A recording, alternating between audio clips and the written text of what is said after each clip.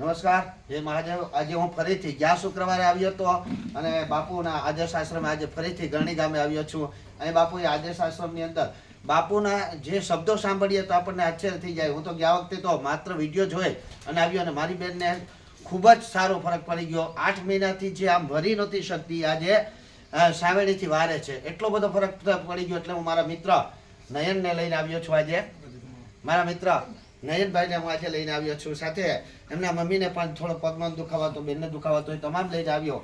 ને આજે બાપુએ જે દવા કરી એ દવાથી એને ખૂબ મોટો ફરક પડ્યો છે। એટલે બાપુ દરેક જીવની અંદર, માત્ર મનુષ્યને જ નહીં પરંતુ દરેક જીવની અંદર ઈશ્વરને જુએ છે। એટલે અહીંયા તમે જોઈ શકો છો આખો જે બાપુજીનો ફાર્મ છે બાપુનો, એ આદેશ આશ્રમની અંદર કબૂતરા, ચકલા, મોર, પોપટ અને ઘણા બધા પશુઓ સાથે, કૂતરાઓ છે, ઘણા બધા છે। અને સાથે બાપુ ઉપર હનુમાનજીની કૃપાની સાથે સાથે અહીં માતાજી મેરડીજીનો, મેરડી માતાનું મંદિર છે। અને બાપુને મેં એવા ચમત્કાર પણ જોયા કે કોક એવું એવા દર્દી પણ મળે કે કોકને પેનથી ખાલી અડાડીને હમું કરી દે છે, કોકને દવા અડાડીને હમું કરી દે છે, કોકને માતાજીની પ્રદક્ષિણા કરવાનું કહે છે અને એ પાછા આવે પ્રદક્ષિણા કરીને તો અમે જોયું કે હાલતા ચાલતા હોય છે। તો આ જોઈને અમને ખૂબ જ આશ્ચર્ય થાય છે। આથી કરીને કોઈ પણ અઠીલા દર્દો હોય, મેં જોયા છે કે ગમે એવા અઠીલા દર્દો હોય, બાપુની કૃપાથી, બાપુના આશીર્વાદથી, હનુમાનજીની કૃપાથી, મા મેરડીની કૃપાથી અવશ્ય મટી જાય છે। આવા કોઈ પણ રોગ હોય તો આપ પણ અવશ્ય પધારજો। બાપુ આપ પોતે આપનો પરિચય આપીને આપના ને બાપુ એક વાત ખાસ વિનંતી કે ગયા વખતે મેં મારો વિડીયો મૂક્યો તો ઘણા બધાએ મને ઇન્ક્વાયરી કરી અને ઘણા લોકોએ મને એવું કીધું કે આ કઈ જગ્યાએ છે, તો આપ અહીંનો એડ્રેસ સાથે સાથે તમારા મોબાઈલ નંબર પણ બોલી જાજો, જેથી કરી લોકો ડાયરેક્ટ આપનો સંપર્ક કરી શકે ને આપનો સંપર્ક કયા સમયની અંદર કરે, કારણ કે આપણે ત્યાં તો આવા અનેક દર્દીઓ રોજ માટે હોય છે। એટલે એક સમય નિશ્ચિત હોય એ સમય આપ બોલજો। અહીંયા આવવા માટે થઈને પહેલા તો આટકોટ આવવાનું, આટકોટથી ગરણી, ગુંદાળા ગરણી, થોરખાણ રોડ ઉપર આદેશ આશ્રમ આવેલો છે। રોડ ઉપર 4 કુંડી પાણીની છે, એક મોટી પાણીની ટાંકી પીવા માટે મનુષ્યની છે, બાકી ઢોરની પાણીની પીવાની 4 કુંડી રાખેલી છે। આંબાનો મોટો બધો બાગ છે અહીંયા આશ્રમમાં, બોરનો બાગ છે, જામફળનો બાગ છે, ત્યાં 2 વડલા અડીખમ છે અને ત્યાંથી અંદર પ્રવેશ કરવો છે એટલે આવશે ચેતન હનુમાન આદેશ આશ્રમ। આ જ આદેશ આશ્રમ છે, બીજો કોઈ આદેશ આશ્રમ અહીંયા નથી। મારું નામ છે યોગીરાજ ધીરેન્દ્રનાથ। મારો ધર્મ એ જ છે કે કોકનું હિત કરવું, કલ્યાણ કરવું, રોગીને સારા કરવા માટે થઈને ઈચ્છા, બીજી કોઈ ઈચ્છા નથી। જગત કલ્યાણ જ મારું કલ્યાણ સમજું છું। બીજાના રોગને મારો રોગ સમજીને ઈલાજ કરું છું એટલે તાત્કાલિક હાજા થાય, પણ હું એનો રોગ સમજું તો હાજા ના થાય, પણ હું એનું દર્દ મારું દર્દ સમજું છું। અને ફોન નંબર હું નથી આપવા માંગતો, એનું કારણ એ છે કે મારી પાસે દર્દી એટલા હોય છે રોજ કે મારી પાસે સમય જ નથી હોતો। અત્યારે તમે જોઈ શકો છો કે આ સમયગાળાની અંદર પણ 5 ને 11 મિનિટ થઈ છે, આ સમયની અંદર પણ દર્દી ફૂલ છે, તો મારે શું કરવાનું? એ લોકોને દવા દેવાની કે ફોનમાં વાત કરવાની? એ માટે થઈને હું ફોનમાં કોઈ વાત કરતો નથી, કમ વાત કરું છું। જેમ કે એક વ્યક્તિ છે, એમના નંબર છે, પછી તમારા છે, એમાંથી કોન્ટેક્ટ લઈ શકે છે। હું મારું કાર્ડ બતાવીશ તમને, એ કાર્ડ ઉપર પણ તમે આવી શકો છો। મારી ચેનલ છે એમાં એડ્રેસ કહું છું, ગોરી બાબા યોગીરાજ। પછી આ બ્રહ્મદેવની ચેનલ છે એમાં પણ તમે જોઈ શકો છો, એમાં તમને એડ્રેસ મળી જશે। બાકી હું કોઈને ફોન નંબર દેવા માંગતો નથી, એનું કારણ કે માને દર્દીમાં ઓલું છે, તે દર્દીને હાજા કરવામાં ઈચ્છા છે, મને એ ઈચ્છા નથી વાતો કરવામાં, ઘણો બધો સમય મારો બગડે એ ઈચ્છા નથી। કારણ કે ફોનમાં વાત કરું એટલે બહુ લાંબી વાત થાય, કોઈ 5 મિનિટ કરે, કોઈ 15 મિનિટ કરે, ક્યાં જગ્યા એવું છે, આમ છે, પૂછડું છે, એ કરતા જેના નસીબ છે તે અહીંયા આવી શકશે। અને મારી એક જ ઈચ્છા છે હાજા કરવાની। વિક્રમાદિત્યની ઘોડે એક જ વસ્તુ શીખો છું, પારકાનું દુઃખ મારું દુઃખ સમજી અને કરવાની ઈચ્છા છે, બીજું કાંઈ ઈચ્છા નથી। અને હું જ્યોતિષ પણ છું, વાસ્તુશાસ્ત્રનો પણ જાણકાર છું, પણ છતાંય એ કોઈ કામ નથી કરતો। હું ઓનલી ફોર રોગના ઈલાજ કરું છું। અને મેં હમણાં આ ભાઈને સમજાવ્યા કે કોઈ ખોટી વસ્તુમાં માનવું નહીં। ખોટી વાત છે, સાચી વાત છે, કીધું ને તમને કે એમને ભાઈને બિચારાને બહુ દુઃખી કરેલા, એક તો શરીરથી પીડાતા હતા અને એમને છતાંય ઘણા બધા પરેશાન કર્યા કે ભાઈ અહીંયા રસ્તો કરો, આ મકાન પાડી નાખો, આ જમીન ખોદાવો, આમાં પૂતળા કોઈ ડાયટા છે, ઓલું કર્યું છે, આમાં મામાનો રસ્તો છે। આ બધું કેને ખોટા વ્યક્તિઓને બહુ અસર કરે। જે વહેમી છે, વહેમની કોઈ દવા નથી, વહેમની કોઈ પણ દવા નથી, માટે વહેમ ન કરવો જોઈએ। અને હું એક વસ્તુ કહી દઉં, આદિ અનાદિ કાળથી એક જ વસ્તુ, સત્ય ધર્મને માનો। ભૂત ભુવાને ડાકલા, વેમીને વળગા। હું કહેવા માંગુ છું કે આમાં ન પડવા નમ્ર વિનંતી છે। જોવરાવશો જેટલા જોવરાવશો એટલા હેરાન થશો. દાણા ચૂથવાથી કોઈ દિવસ કોઈનો નિવાડો આવ્યો નથી ને આવવાનો નથી. પછી રોડ ઉપર ફોટા લઈને નીકળી જાય ને એમ કે તમારું સારું થઈ જાય, એનું કેમ સારું નથી કરી લેતા? ખોટી વાત છે મારી, સાચી વાત છે? હા, એટલે આવા લોકોથી સાવધાન રહેવું જરૂરી છે.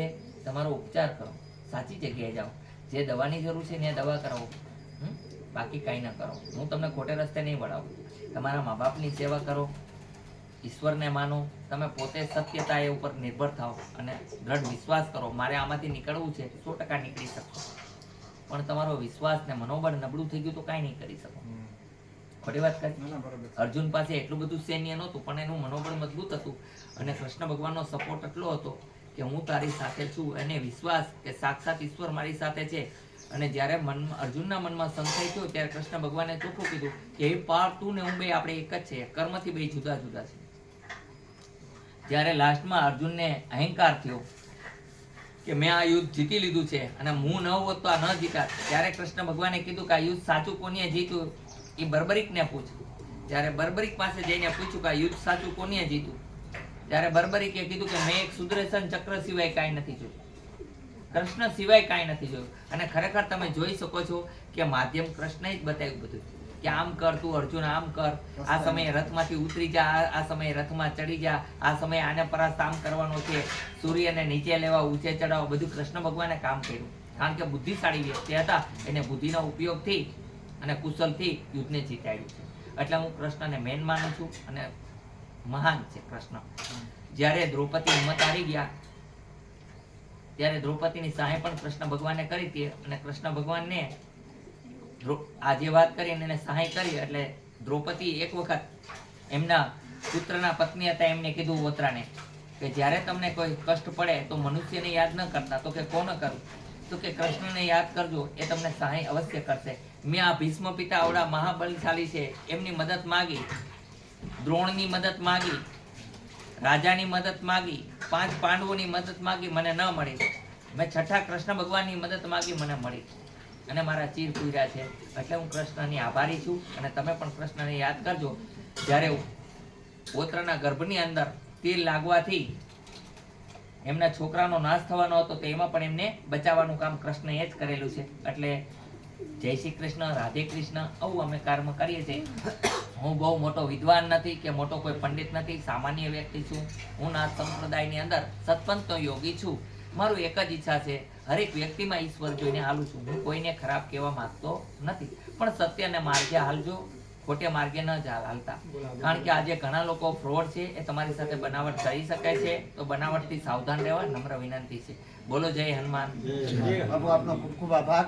અને સાથે કોઈ પણ અઠીલા રોગો મેં મારી નજરે જોયા છે, એમાં ખાસ કરીને વા છે, સાયન્ટિકા છે કે કોઈ પણ કમરને લગતા દુખાવો એને બાપુ 2 થી 3 મિનિટમાં જ ઊભા કરી દે છે.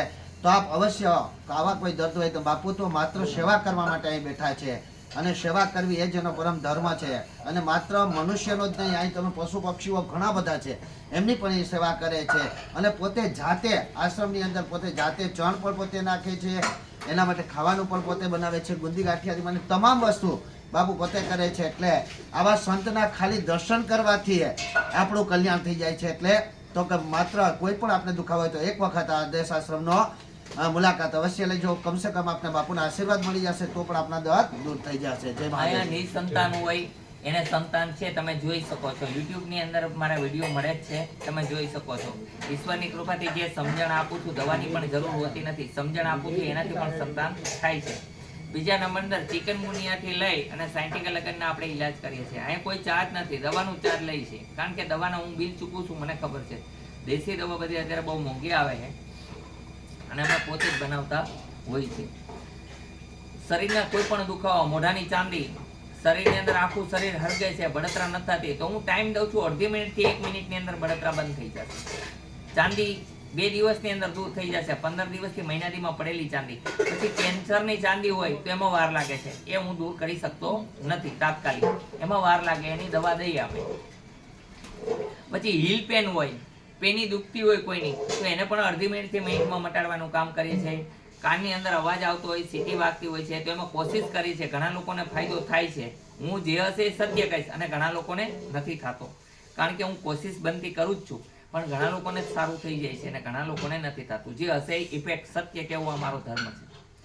શરીરમાં કોઈ પણ પ્રકારનો દુખાવો હોય તો આમાં હું ખુલ્લી ચેલેન્જ પણ દઈ શકું છું કે ગમે એવો દુખાવો હોય તો 100% સારું થાય, પણ યંગ હોવા જરૂરી છે. હવે 90 વર્ષની ઉંમર થઈ ગઈ એને ઊભા કરવા અઘરા છે, પણ છતાંય 90 વર્ષની કોઈ વ્યક્તિ હોય એનો દુખાવો હશે તો દૂર થાય છે. અમારી દવા લગાડે અને અમે જે દવા આપીએ એનાથી ફાયદો પડે ને પડે. કારણ કે હું નીમ જે શીખવાડું એ નીમથી હાલે ખાનપાનના, તો એનાથી એને ફાયદો થાય. એક જ ઈચ્છા છે, માનવ સેવા, પ્રભુ સેવા. અહીંયા કપાસીથી લઈને કેન્સર લગનના અમે ઈલાજ કરીએ છીએ. અહીંયા કોઈ ચાર્જ નથી. અમે જે કરી દઈએ એમાં પોઈન્ટ કરી દઈએ કે કોઈ પણ બોન્ડ સેટ કરી દઈએ, એમાં કોઈ ચાર્જ નથી. ચાર્જ માત્ર દવાનું છે, એમાંય જબરન નથી. દવા લેવી ન લેવી આપની મરજીની વાત છે. ખાલી જય હનુમાન બોલીને જતા રહી શકો છો. અહીંયા ગાયોને અમે 2 જ મજૂર છે, બીજું કોઈ મજૂર નથી. હું ડૉક્ટર પણ છું ને મજૂર પણ છું. ગાયોને ખવડાવવું મારું કામ છે, કૂતરાઓને ટાઈમે ખવડાવવું મારું કામ છે, ઝાડવાઓને પાણી પાવું એ હું પોતે કરું છું. અમે રોજ 4 વાગે ઉઠી જઈને રાતના 12 વાગે હોવા ભેગા થાય છે દવા બનાવીને. આવું કામ કરીએ છીએ. છતાંય અમારાથી કાંઈ કોઈ અપરાધ થઈ ગયો હોય તો ક્ષમા કરજો. સત્ય કેવું મારું ધર્મ છે અને હરેક વ્યક્તિમાં ઈશ્વર જોઉં છું.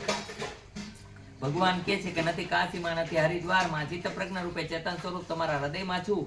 એ સમજીને હું હાલું છું. જેમ લાઇટનું બોર્ડ એક છે, અનેક જગ્યાએ ક્યાંય ટીવી ચાલે છે, ફ્રીજ ચાલે છે, માછલી ઘર ચાલે છે, એમ અનેક વસ્તુ હાલે છે. લાઇટ તો એક જ છે, એમ ઈશ્વર અનંતમાં છે. આ જોઈને હું હાલું. બોલો જય હનુમાન.